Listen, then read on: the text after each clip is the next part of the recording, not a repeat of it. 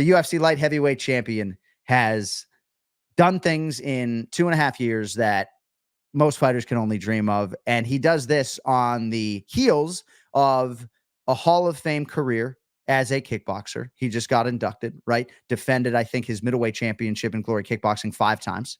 And now he defends the UFC light heavyweight championship successfully. My goodness, Kenny, I truly don't know what else to say about this guy other than he has maximized his utility. He has realized financial freedom, seemingly hardest worker in the room, and it couldn't happen to a better guy. You could put him in a tuxedo and have one of those, long cigarettes, and you could put him in some classy place. And you look at Alex Pereira's face, and you know that he enjoys hurting people. He just has that look. And, you go back to the press conference where Dana White is announcing that, yes, in fact, he will give everybody $300,000 bonuses. And every single person on that stage was cheering, was excited, was animated. And then there was Alex Pereira with just a stone cold face look, no reaction whatsoever, probably still thinking about punching Jamal Hill in the face. And he's just different. Everything about him, the way that he thinks, the way that he approaches the game, the way that he fights, the power that he brings, the speed that he brings. The dude is unusual. I mean, let's talk about the ending of that fight. Please. Gets kicked in the cup. Referee goes in to stop the action. No. I got this. Just waves him off, walks forward, murders another dude with a left hand. He drops, he finishes him, puts him to sleep, and then goes like this with his hands like he's presenting a Thanksgiving dinner. Like, here it is. It's on the table. Look what I did. Here's my creation. This is what I do best in the world. Yeah. The dude is unusual, just crazy power and structure. The man is special, just like Holloway. And again, this was the cherry on top, right? I mean, unbelievable. Jamal Hill's a very dangerous dude. Yeah. But the aura that Pereira brings, he just took over the fight. And you know what else is crazy? Not for nothing else, since we're on the fucking DraftKings network. That Alex Pereira minus 125 money line, right? Dude. When you looked at all the factors, the active competition schedule, the lack of a major injury, all the big time title fights that Alex Pereira competed in, and then just the different nature of his life and career as a striker. Like, I think Jamal Hill, if his life has played out differently, could have been a really high level shooting guard, not to sit here and suggest NBA, right? Yeah. But, there are a lot of factors in Alex Pereira's favor. And when you look at that gesture at the end of the fight, his inner monologue is like, is that all you got, man? Like as if to say there are levels to this game. Like this one thing that you want to try to do, if you're Steve Erceg on May 4th against Alexandre Pantoja, lay some sort of foundation for a rematch with Pantoja, even if you don't win the fight. And I'm not at all being suggestive of Steve Erceg not being able to win that fight, right? But go to war with the guy, establish yourself as an undeniable bona fide flyweight elite. And I believe Jamal Hill's a light heavyweight elite, right? But Alex Pereira would be minus 600 for the rematch at this point in time, right? So it's going to be a rebuild for Jamal Hill. And we didn't hit on what's next for Justin Gaethje, time permitting, we will. But dude, Alex Pereira is the real deal. And his game has been called simple, which is fine. But, best of luck to the rest of the light heavyweight division. We all love Magomed Ankalaev and his game and his wrestling and his versatility. All the best against that Poatan cat. No question about it, dude. But like, for anyone who's operating at a high level, right? Like yourself for broadcasting and anyone, no matter what you're doing, it's always about the fundamentals and hard work that you put into it. It's all the things that people don't see. You're doing all the things that a lot of other people don't want to do. Throwing a left hook a million times, and analyzing your structure, analyzing your training, going back and doing the basics until you're sick of the basics and then doing it again. Like all those years of kickboxing and Muay Thai and boxing and all, like this dude is unbelievable. And he knows he has that weapon now.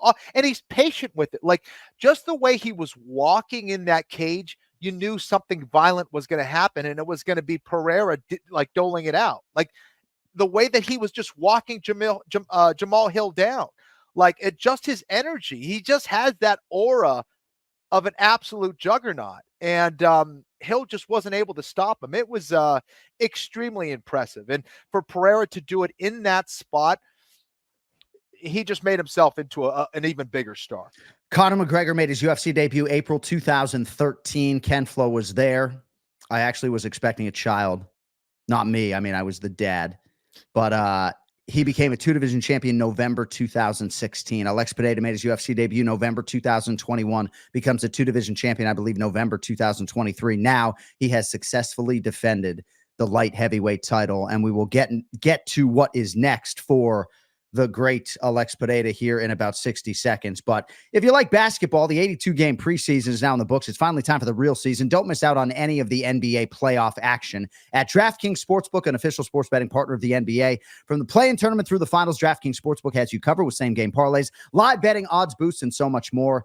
Now, as Ken Flo and I know, the Boston Celtics right now, prohibitive favorites to win it all. That makes me nervous. But these early play-in games, unbelievable on paper. Pelicans -1 hosting the Lakers, Heat and the Sixers. This is the time of year I love to bet the NBA, and you can too. I mean, the UFC's got the week off, so why not? Download the DraftKings Sportsbook app. Use code AFPOD. New customers bet $5 and get $200 in bonus bets instantly. That's code AFPOD only on DraftKings. The crown is yours. Gambling problem? Call 1-800-GAMBLER, or in West Virginia, visit 1-800-GAMBLER.net. In New York, call 877-8-HOPE-NY or text HOPE-NY. In Connecticut, help is available for problem gambling. Call 888-789-7777 or visit ccpg.org.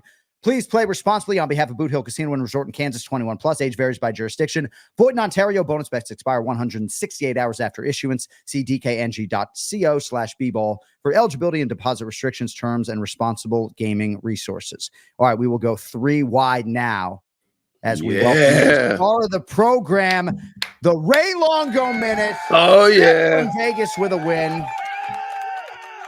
How we doing, buddy? Let me tell you something. It's always better traveling back with a W than an L. Right. That's all I got to say. Right. That's my. All right. Well, we have a lot to get into. How much time do you have? What is the next obligation on your schedule today? This is it. You really have like 45 minutes for me? Yeah, 100%. Okay. All right. Congratulations, my man. Sincerely, right? Much. I'm not sure the featherweight debut could have gone a whole lot better. And there's a Calvin Kattar side to this, and certainly I think he looked a little bit listless at times, but Aljamain Sterling at 145 pounds, I think, is a really intriguing addition to this division. You had to be absolutely thrilled. I mean, the danger factor was almost non-existent from moment one. I've never seen Kattar neutralized like that.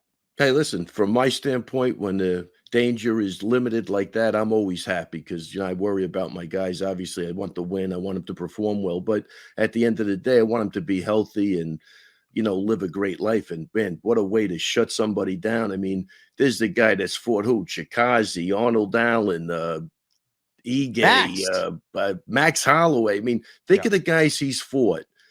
All right? I mean, all strikers. But then again, and he always had decent takedown defense. So, I mean, I got to give it up to Aljo, man. I thought he did great. I don't think Aljo was happy with the performance. I have no idea why. I went through it with him. Really? I thought it was absolutely beautiful. Look, he landed on his feet. He did great on the ground. He had great control.